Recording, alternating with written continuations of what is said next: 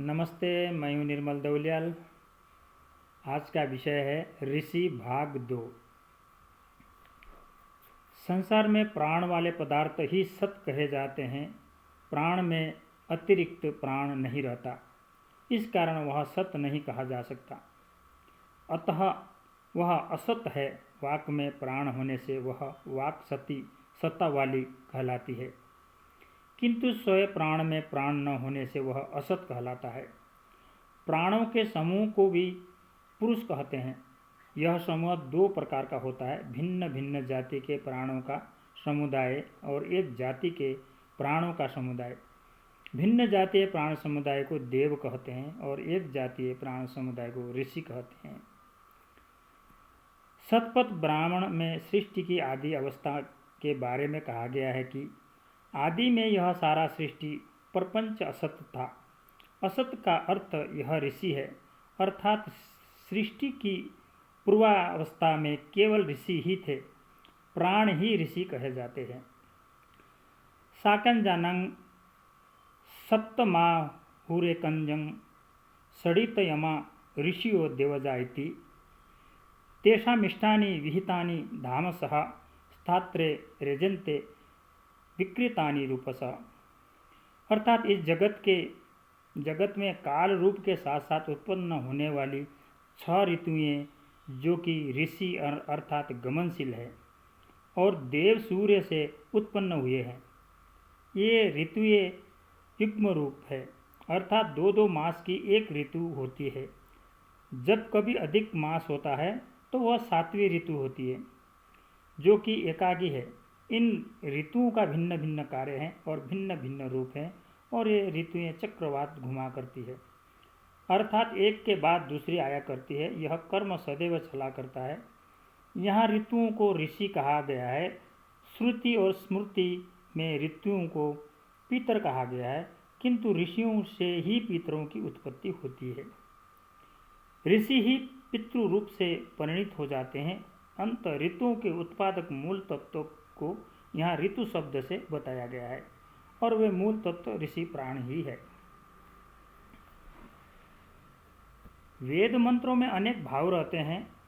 इस मंत्र का आध्यात्मिक अर्थ भी हो सकता है। मस्तक में 7 प्राण है। मनुष्य शरीर में 4 गुफाएं होती है, शिरो गुहा, उरो गुहा, उदर गुहा, वस्ति गुहा। प्रत्येक गुहा अथवा गुहा में कार्य करने वाले 7 प्राणों के स्थान होते हैं। इन 7 का केंद्र मुख्य प्राण है, जो 7 को शक्ति देने वाला है। वह इंद्र कहा जाता है। इनमें 6 तो युगल रूप से रहते हैं और 7वां एकाकी रहता है। शिरोगुहा में 2 कान, 2 आँख, 2 नाक, ये 6 युग्म रूप से हैं। 7वां मुख एकागी। उनमें मुख्य प्राण केंद्रभूत ब्रह्मारंध्र में रहता है, जो ज्ञान शक्ति देने वाला है।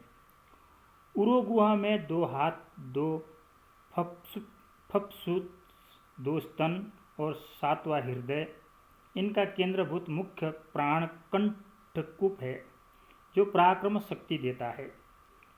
उदर गुहा में यकृत और पलीहा, 2 अमाशय और पक्वाशय, 2 वृक्क, 2 और 7वीं नाभि। इनका केंद्रभूत मुख्य प्राण हृदय है, जो पूर्व गुहा का अंतिम स्थान है।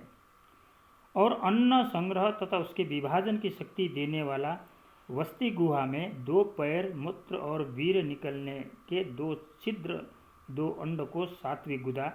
इनका केंद्रभूत इंद्र प्राण नाभि है, जो पूर्व गुहा का अंतिम स्थान है और शरीर कर्म के निर्वाह के लिए उत्सर्ग शक्ति देने वाली है। इस शरीर विज्ञान के आधार पर ही विराट के ब्रह्मांड रूप शरीर में भी शक्ति के 4 विभाग किए गए हैं। उनके आधार पर चातुर्वर्ण्य माना गया है। ज्ञान शक्ति प्रधान हो वे ब्राह्मण, पराक्रम शक्ति प्रधान हो वे क्षत्रिय, धन धान्यादि संग्रह और उनके उचित विभाजन की शक्ति प्रदान हो वे वैश्य, सबकी सेवा और शिल्प कला का शक्ति प्रदान है वे शूद्र है।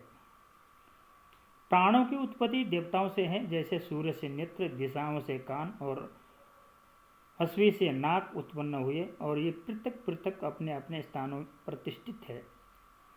प्रत्येक प्राण के भिन्न भिन्न कार्य होने से इनके स्वरूप भी भिन्न भिन्न प्रकार के हैं और ये सदा क्रियाशील रहते हैं।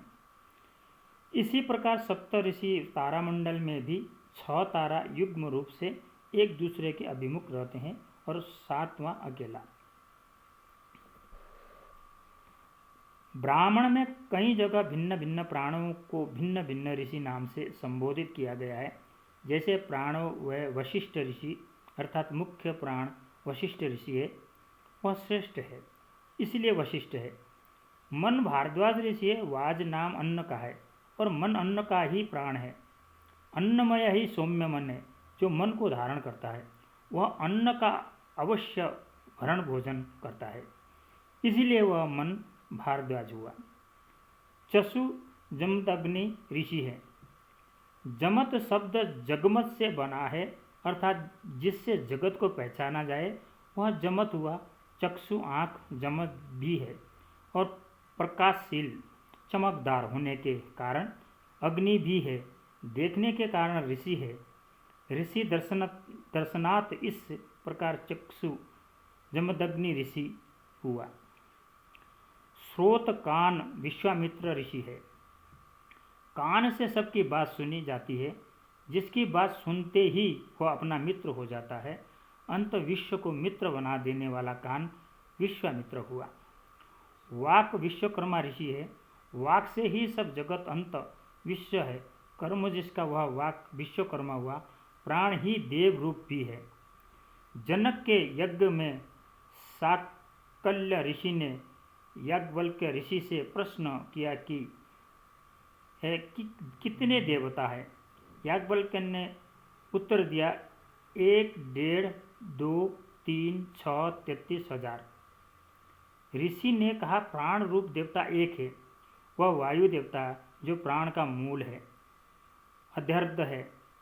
अध्यर्ध 1.5 को कहते हैं, किंतु यहाँ अध्यर्ध का अर्थ जिसमें सब तत्व बढ़ते रहें। अन्न और प्राण ये 2 देव हैं। पृथ्वी, अंतरिक्ष और धूलोक ये 3 देव है। इनके अधिष्ठाता अग्नि, वायु और सूर्य मिलाकर 6 हो जाते हैं। इनके ही प्रपंचभूत 8, वसु 11, रुद्र 12, आदित्य, इंद्र और प्रजापति 33 देवता होते हैं। प्राण मुख्य देव है। तारामंडल में भी अग्नि, इंद्र आदि देव है। दूसरे लोक में सूर्यमंडल, तारामंडल आदि में रहने वाले प्राणी विशेष भी देव है। सुमेरु प्रांत के स्वर्ग में रहने वाले मनुष्य भी देव है। विशिष्ट विद्वान भी देव कहे जाते हैं। कुल 8 प्रकार के देव हैं।